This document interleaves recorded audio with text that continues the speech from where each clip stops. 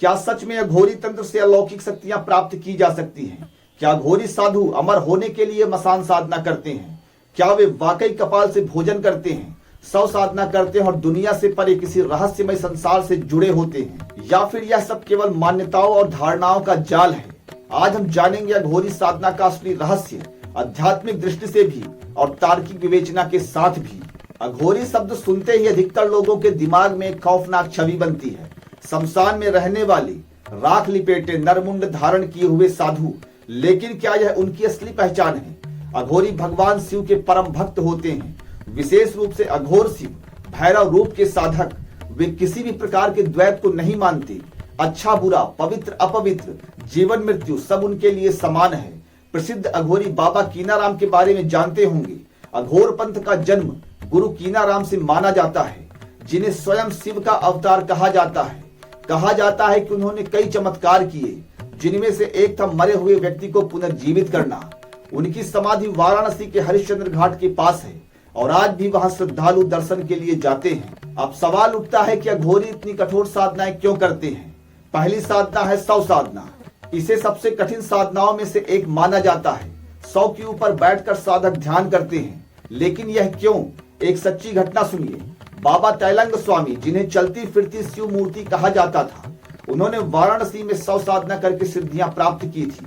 कहा जाता है कि वे कई दिनों तक बिना भोजन और जल के समाधि में रहते थे। इसका आध्यात्मिक रहस्य, यह साधना मृत्यु का भय मिटाने के लिए की जाती है। जब साधक मृत्यु को जीत लेता है, तब उसके लिए जीवन मृत्यु का भेद मिट जाता है। दूसरा है मसान साधना। शमशान में साधना करने का उद्देश्य भूत प्रेतों से शक्ति प्राप्त करना नहीं, बल्कि मृत्यु को साक्षात अनुभव करना है। प्रसिद्ध अघोरी बाबा भगीरथनाथ के बारे में बताता हूँ। बाबा भगीरथनाथ को उनकी मसान साधना के लिए जाना जाता था। कहा जाता है कि वे अपने कई वर्षों तक शमशान में ही रहे और उनकी सिद्धियों के कारण लोग उन्हें जीवित महाकाल कहने लगे। क्या यह वाकई किसी सिद्धियों को देता है, या फिर यह केवल मानसिक स्थिति को बदलने की एक विधि है? तीसरा तरीका है नरमुंड से भोजन करना। क्या अघोरी सच में नरमुंड से भोजन करते हैं?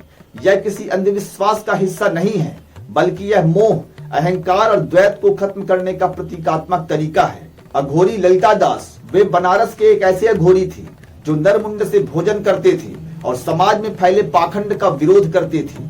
उनका मानना था कि जब आत्मा अमर है तो शरीर को लेकर आसक्ति क्यों? उनके लिए 100 भी उतना ही पवित्र है जितना कि एक जीवन। यह समाज में बनाई हुई पवित्र अपवित्र की सीमाओं को तोड़ने का एक तरीका है। अब सबसे बड़ा सवाल, क्या अघोरी साधना से अलौकिक शक्तियां मिलती हैं? कुछ मान्यताओं के अनुसार गहरी तपस्या से अघोरी भूत प्रेत ग्रह नक्षत्रों और अदृश्य शक्तियों से संपर्क कर सकते हैं। कुछ साधकों का दावा है कि वे मृत्यु का समय देख सकते हैं और मानव मन को नियंत्रित कर सकते हैं। कुछ सिद्ध अघोरी को कायाकल्प विद्या का ज्ञाता भी माना जाता है। अघोरी भास्कर नाथ की कथा, कहा जाता है कि वे जलती चिता पर बैठकर ध्यान लगाते थे और वहां से उठने के बाद उनका शरीर पहले से भी अधिक युवा दिखता था। लेकिन विज्ञान कहता है अघोरी साधना मानव मस्तिष्क को एक चरम मानसिक स्थिति तक ले जाती है, जिससे व्यक्ति को अलौकिक अनुभव होने लगते हैं। लेकिन अघोरी साधना का गलत प्रचार क्यों हुआ? आज के समय में अघोरी साधु को काला जादू करने वाला या खतरनाक तांत्रिक क्यों समझा जाता है? फिल्मों और मीडिया ने अघोर परंपरा को गलत तरीके से दिखाया है। असल में सच्चे अघोरी किसी को नुकसान नहीं पहुंचाती। वे केवल अहंकार, भय और मृत्यु के द्वंद्व को खत्म करके मुक्ति की साधना करते हैं। सच्चे अघोरी बाबा चमत्कारी बाबा या ढोंगी नहीं होते। अब सबसे महत्वपूर्ण सवाल, क्या हम अघोरी साधना से कुछ सीख सकते हैं? पहला, मृत्यु का भय हटाएं। जीवन को जीने की असली कला यही है। दूसरा, संसार के द्वैत से ऊपर उठें। सुख दुख, अच्छा बुरा, इन सब से परे होना सीखें। तीसरा है मोह और अहंकार को खत्म करें। बाहरी दिखावे से मुक्त होकर आत्मज्ञान प्राप्त करें। प्रकृति से जुड़े। अघोरी प्रकृति के साथ पूर्ण सामंजस्य में जीते हैं। अघोरी साधना एक रहस्य है, लेकिन यह कोई अंधविश्वास नहीं है। यह मुक्ति को प्राप्त करने की एक साधना है। अगर आपको यह वीडियो रोचक लगी तो कमेंट करें हर हर महादेव और बताएं कि अघोरी साधना को लेकर आपके क्या विचार हैं। मिलते हैं अगले वीडियो में, तब तक के लिए हर हर महादेव।